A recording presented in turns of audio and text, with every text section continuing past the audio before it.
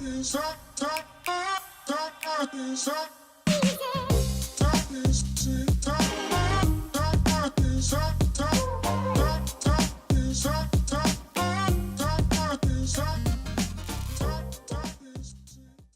it going, Allan? How you doing, man? Doing great. We know who you are because your company's on the shirt. Perfect. Easy.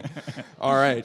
Yes, Allan Murray of GoodBelly. So just for anyone in the audience who doesn't know, what exactly is GoodBelly? What's sort of the brand philosophy? Well, we're a probiotic juice, so it's good for your digestion. And we target people who are looking to just feel better every day, and also those who have digestive issues. Yeah. Okay, so this is not specifically for if someone who has digestive issues. This is meant to be part of your everyday lifestyle. We find that 1/3 of our consumers are people who are trying to deal with an issue. Okay. 1/3 are proactively looking after their health, and 1/3 are just inquisitive. What are probiotics all about? Yeah. Yeah, it's just a nice balance. That's definitely a question that's everyone I think has been talking about in this industry for the past couple of years. What is probiotics all about? Why is this resonating so much? I really want to get your opinion, just how you've seen the market for this ingredient and this sort of functionality change over the past several years, where it's really entered the mainstream. Yeah, well, we got started about 10 years ago, so we were a little early out of the gate on this one. We were very serious about the science, so we have these exclusive licenses with our Swedish suppliers of the probiotics. And then we've seen more and more coming into the game now. An exciting launch about 3 years ago was Tropicana getting in on the game. And we've been very welcoming of others entering into the category, because we were the only guys singing the song, and it was much better if we could have a choir singing with us, because that would amplify the voice of what probiotics are. The only concern is that not everybody's serious about the science, and so there's a lot of pixie dust being sprinkled into products, and that's not good for the category, because GoodBelly, we're very serious about a feel the effect benefit. You drink GoodBelly, you're going to know something's happening and it's good.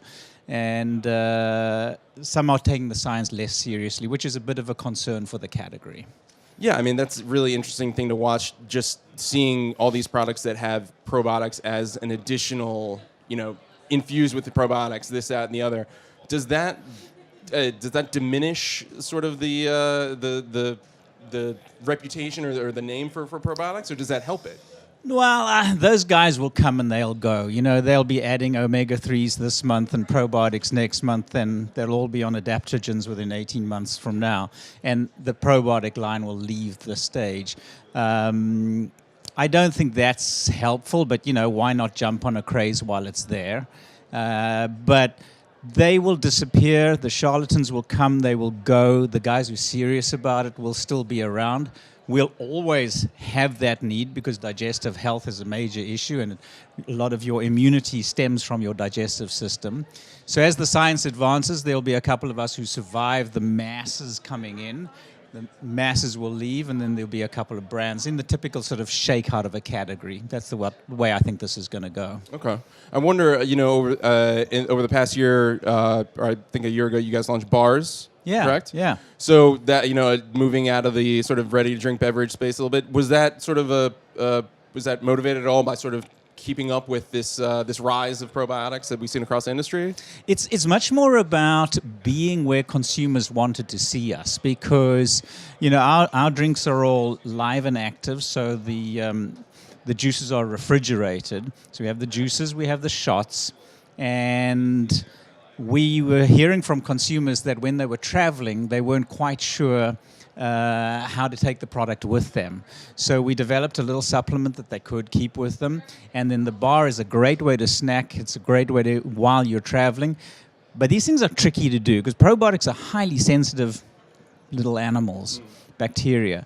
And so it took us a while to get the science right of keeping live and active probiotics in the bar. And so when we finally got it there, we were able to enter the snack category together with the help of General Mills. Absolutely. Yeah. And I want to talk a little bit about that in a second, but, going into bars and obviously, the beverage segment of the category, as you mentioned, has been, very well developed. And getting that science right is one thing, but also how do you guys sort of innovate with flavors when you have this very functional product. You're trying to get the science right, but you also want to make people want to drink it and keep on developing good flavors. So I love the question because, as I said, the bacteria, the probiotics are so sensitive. So if you can add too many, like 3 extra berries of your blueberry acai blend, they might get too happy and then make too many babies, and then the package blows up. Or you add 1 too little, there's not enough nutrition for them to eat, and then they all die off. So dialing in something that is keeping the probiotics alive and happy and tastes good, that's really difficult. Unfortunately, we've been at it for a while. We've failed so many times. We're tasting products every week. We're tasting the next iteration and the next iteration. And what we focused on now is how do we bring the sugar levels down, so no added sugar, and how do we still keep the bacteria alive? So that's going to be the next thing you'll see coming out from GoodBelly. So a reduced sugar line from the current line? There'll be reduced sugar from the current line, and then we'll have what we're calling an infused, a grab-and-go, smaller packs. And those are more along the flavored water line, but still with all those live and active 20 billion bacteria. That's been a trick that not many have been able to do. Yeah. Well, as we're talking about these products, I mean, is beverage, is that the best way to deliver probiotics from a scientific functional level? If you want live and active, it's let's say it's one of the easiest ways to keep the bacteria alive because you're giving them the nutrition that they can feed on, and they naturally would grow in that. But you have to be really careful about which particular probiotic you select. The live ones are literally alive, and then you have spore-forming bacteria that are dormant and then maybe wake up in your system at a later stage. Live ones are always going to be more active in that they start their activity right in your mouth all the way through the digestive system. Yeah. That's great. Well, I want to go back to a little bit about, you mentioned 301 Inc. You guys received some investment there. Why did that make sense as a partner for you guys? And, from their perspective, is it investing in the whole thing? Is it sort of the people, the brand, the sort of the scientific basis that you guys bring? What was sort of the attraction for them, do you think? Well, if you look at our motivation, is the purpose of GoodBelly is to take delicious digestive health products to the masses. When you're our size, you can't scale as quickly as someone like General Mills could help us with. So through the partnership, we're going to be able to scale this thing much faster than we would have just on our own. Very beneficial. Where we see they're able to help, it's on the technical side. They've obviously got deep expertise in bacteria. It's on the operational side. We're a small group of guys. They're able to add much greater depth to the organization. On marketing, we have working streams where they're able to look at best practices, and we just had one lens into that. So it's a fairly broad array that you can utilize their talents, their skills, and their depth of knowledge. Absolutely. We got about a minute left, and I want to make sure that I ask you about the 12-day belly reboot. What is that exactly, and how is that sort of developing? It's a great vehicle into the brand. People through whatever medium we're doing, whether it's Facebook ads or something, you'd land on our landing page, the 12-day belly reboot.